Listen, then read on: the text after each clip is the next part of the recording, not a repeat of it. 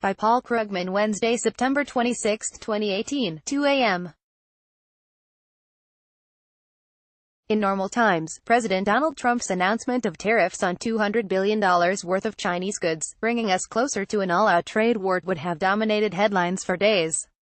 Things being as they are, it was a below-the-fold story, drowned out by all the other scandals underway. Yet Trump's tariffs really are a big, bad deal. Their direct economic impact will be modest, although hardly trivial. But the numbers aren't the whole story. Trumpian trade policy has, almost casually, torn up rules America itself created more than 80 years ago, rules intended to ensure that tariffs reflected national priorities, not the power of special interests. You could say Trump is making tariffs corrupt again. And the damage will be lasting. Until the 1930s, U.S. trade policy was both dirty and dysfunctional. It wasn't just that overall tariffs were high. Who got how much tariff protection was determined through a free-for-all of horse trading among special interests. The costs of this free-for-all went beyond economics. They undermined U.S. influence and damaged the world as a whole. Most notably, in the years after World War I, America demanded that European nations repay their war debts, which meant that they had to earn dollars through exports, and at the same time America imposed high tariffs to block those necessary exports. But the game changed in 1934, when FDR introduced the Reciprocal Trade Agreements Act.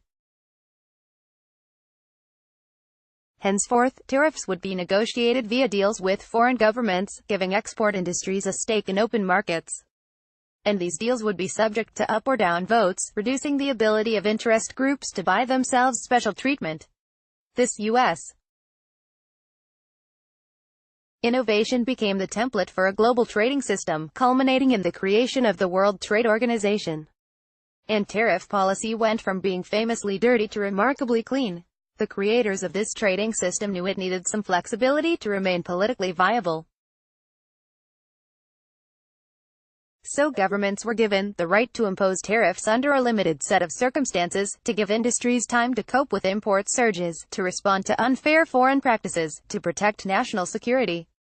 And in the U.S., the power to impose these special case tariffs was vested in the executive branch, on the understanding that this power would be used sparingly and judiciously.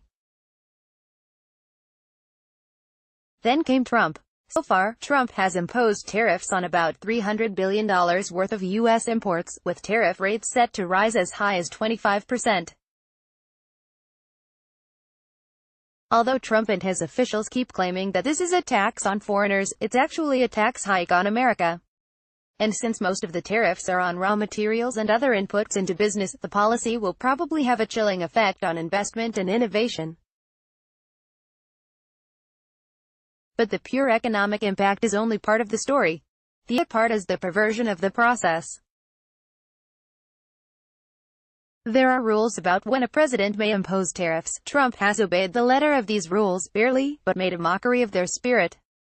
Blocking imports from Canada in the name of national security? Really? Even the Big China announcement, supposedly a response to unfair Chinese trade practices, was basically a put-up job. China is often a bad actor in the international economy. But this kind of retaliatory tariff is supposed to be a response to specific policies, and offer the targeted government a clear way to satisfy U.S. demands. What Trump did was instead to lash out based mainly on a vague sense of grievance, with no endgame in sight. In other words, when it comes to tariffs, as with so many other things, Trump has basically abrogated the rule of law and replaced it with his personal whims. And this will have a couple of nasty consequences. First, it opens the door for old-fashioned corruption. Most of the tariffs are on inputs into business, and some businesses are getting special treatment. Thus, there are now substantial tariffs on imported steel, but some steel users, including the U.S. subsidiary of a sanctioned Russian company, were granted the right to import steel tariff-free. The Russian subsidiary's exemption was reversed after it became public knowledge, with officials claiming it was a clerical error. So what are the criteria for these exemptions? Nobody knows, but there is every reason to believe that political favoritism is running wild. Beyond that, America has thrown away its negotiating credibility. In the past, countries signing trade agreements with the United States believed that a deal was a deal. Now they know that whatever documents the U.S. may sign supposedly guaranteeing access to its market, the president will still feel free to block their exports, on specious grounds, whenever he feels like it. In short, while the Trump tariffs may not be that big yet, they have already turned us into an unreliable partner, a nation whose trade policy is driven by political cronyism, and which is all too likely to default on its promises whenever it's convenient. Somehow, I don't think that's making America great again. Paul Krugman is a columnist for the New York Times.